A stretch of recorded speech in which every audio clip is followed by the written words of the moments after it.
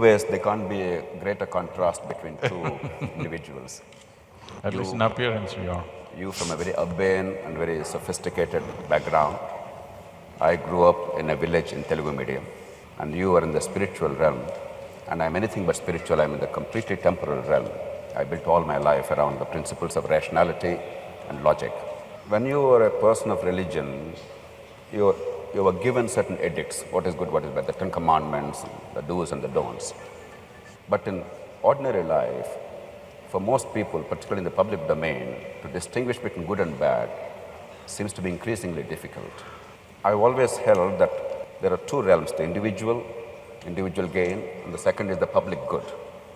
If one is clashing with the other, if my personal gain is clashing with the public good, then that is something bad. If both are in harmony, then that is something good. That seems to me to be a workable definition of what is good and bad for ordinary interaction between the citizen or individual and the community and the society. What are your thoughts on that? So once you start a debate as to what is good and what is bad, this debate can go on forever without coming to a conclusion. Obviously, you have debated this within yourself and around yourself for many years, and still there's no conclusion. And believe me, people have been debating this for thousands of years, and still there is no conclusion. Essentially, it boils down to this: what I do is good, what you do is bad. That extends to the society, to politics, to various things. Whoever is in a position of power, who is in a position of dominance, they may not spell it out so crudely, but in so many ways they're telling you, what I do is right, what you do is wrong. So ultimately it becomes about whoever is in a state of advantage is right, whoever is in a state of disadvantage is wrong. Well, that principle is the basis of all exploitation and all the ugliness that you see on the planet. So instead of starting a debate on what is good and what is bad, I think what we need is what is appropriate and what is inappropriate to our times, to our society, to our existence here, to our level of economics. What is right and what is appropriate and what is inappropriate. Tomorrow if our conditions change, the appropriateness changes, then there will be no clashes. Constantly the clash between the previous generation and this generation, between one human being and the other human being is, your ideas of right and his ideas of right are so different. Parents and children are fighting, administration and people are fighting, management and union is fighting, simply because your ideas of good and bad are very different, and it's always different. Within the family, between the husband and the wife, basic unit of the family, their ideas of right and wrong are very different.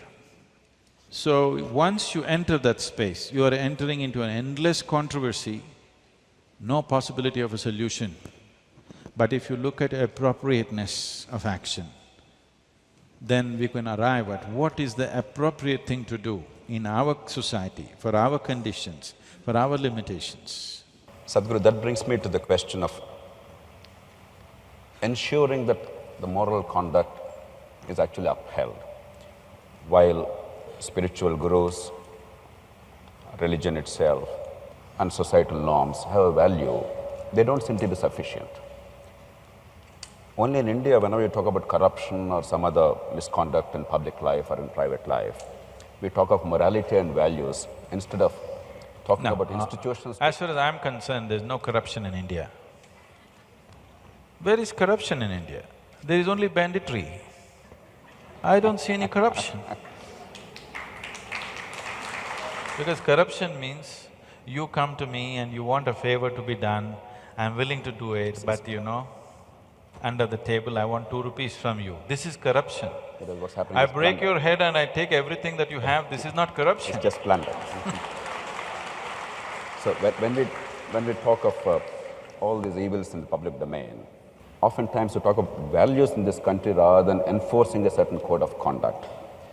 Unless the laws of the land, unless the enforcement mechanism are strong enough to enforce a certain code of conduct and prove that there is punishment for bad behavior and reward for good behavior, I'm afraid values in themselves will not for long sustain us. Not at all. Now, this is something that we need to get from you, because overemphasis on values at the cost of institutions sometimes may actually become an excuse for doing nothing to build institutions. What institutional mechanisms we need to build, in your estimate, to build higher levels of public integrity, higher levels of civic conduct?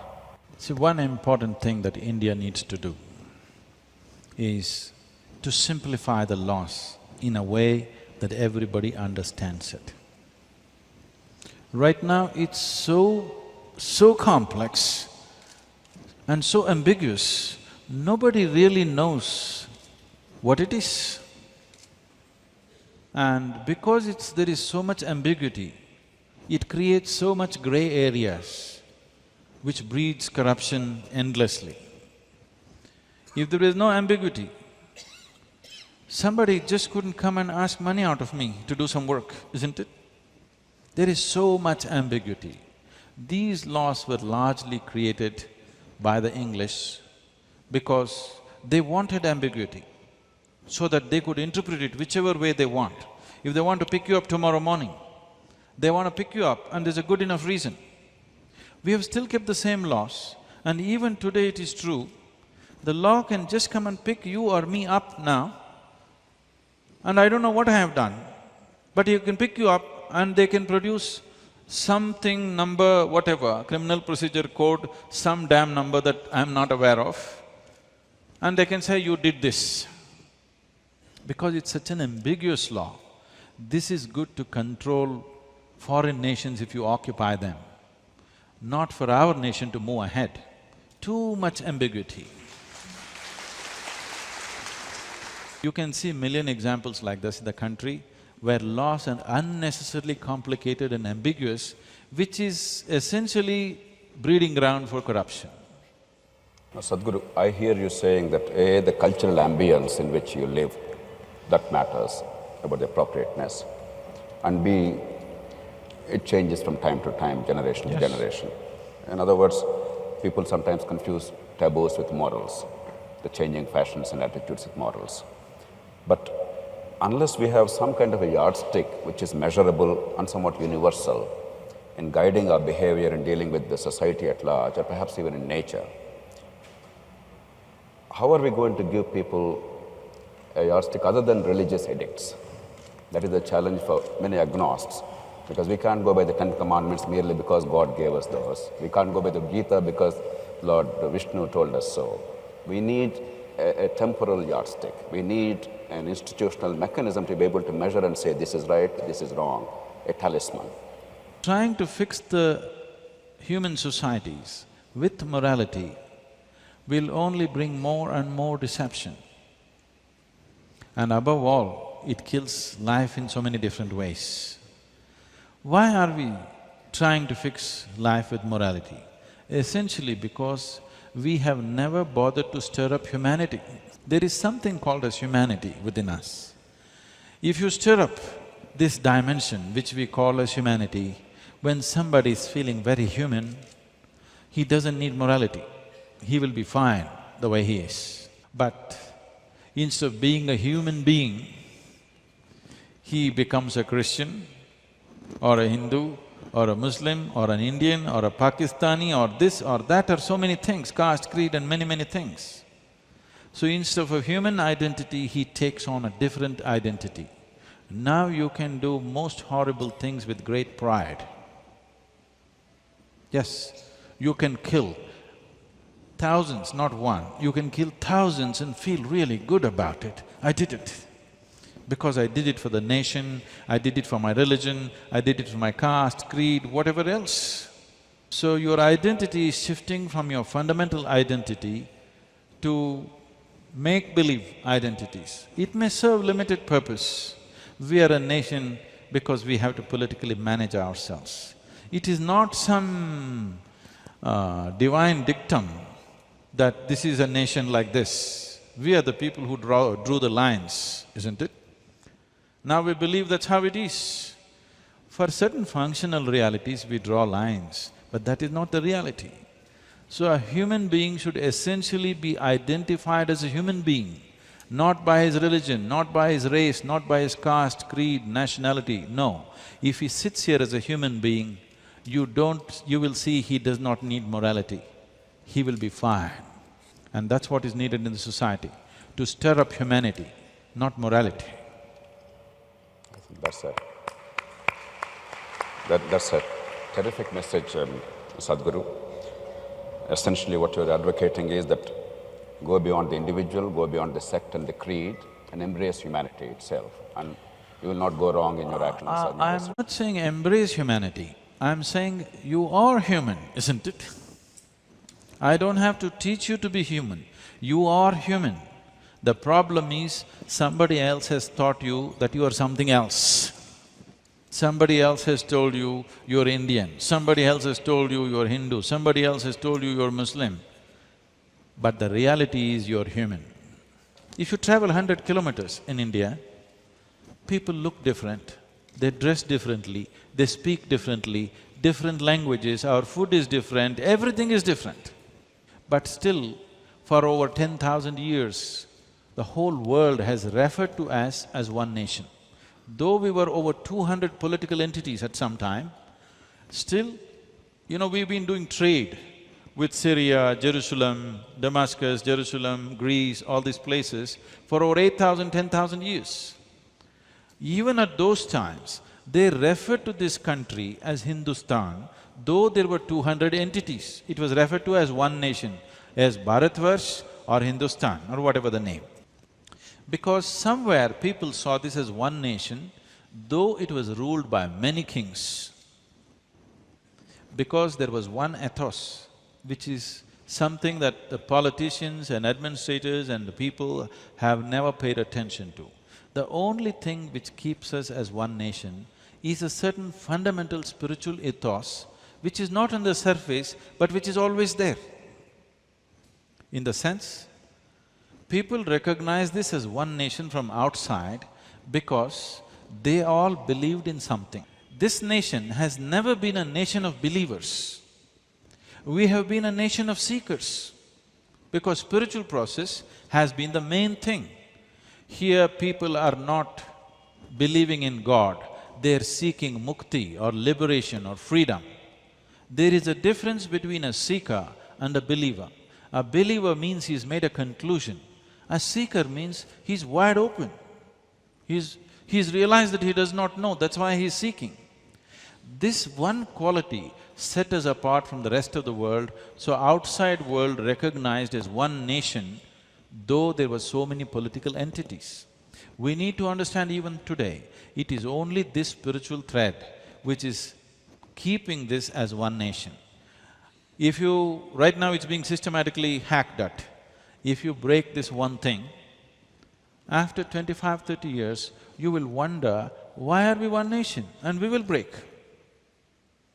If you do not strengthen the fundamental spiritual ethos of this nation, if you hack it down with beliefs and other kinds of identities, you will see, you will break up into various nations, you will not be one nation. Sadhguru, I hear you clearly and I entirely agree with you that unless unity and order are kept even above liberty, if necessary, if there is a clash, we are in danger. This is the reality of existence. If you sit here as a piece of life, you instantly know that there is nothing in the existence with which you are not connected. Essential dimension of spiritual process is that you disidentify yourself with all the false identities you have taken on, and to learn to sit here just as a piece of life. If you sit here as a piece of life, and throb as a piece of life, breathe as a piece of life, this happened a few years ago because you mentioned this project Green, hence I'm bringing this on. When I said that we need to plant 114 million trees to get Tamil Nadu to 33% green cover, people said, Sadhguru, do you know what is 114 million? Is it possible for any human being to plant this many? See, I told them, the population of Tamil Nadu is 62 million people. If all of us plant one tree, take care of it for 2 years and plant for one more tree, what is the number? You got it. Now the problem is that they must feel for it. How do you do it? I told them, you don't worry. I went out village to village, called farmers' associations together. I told them one simple thing, just sit here. Where do you want to sit?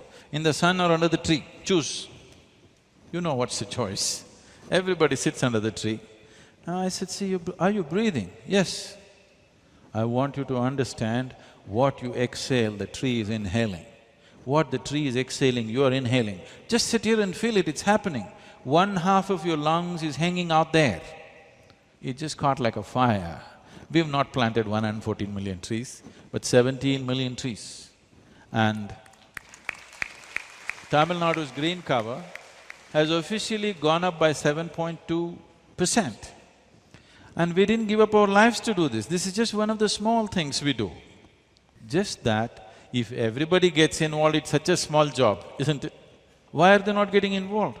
Because they're identified with something. If they sat here as a piece of life, nobody had to tell them. They would have anyway done it by themselves. So, it is because of these wrong identifications that we are doing all these crazy things, and you're trying to fix it with morality. It's not going to work. It's not worked for these thousands of years, isn't it?